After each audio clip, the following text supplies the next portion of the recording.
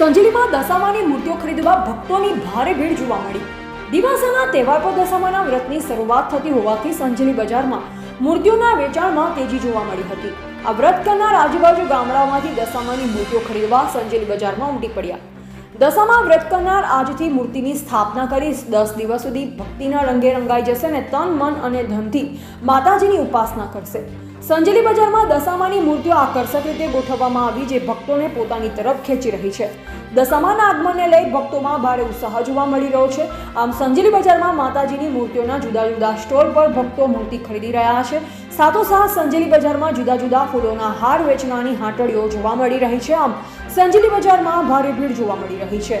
Reporter Dilip Kumar H Makwana, Sanjeli, Dahod.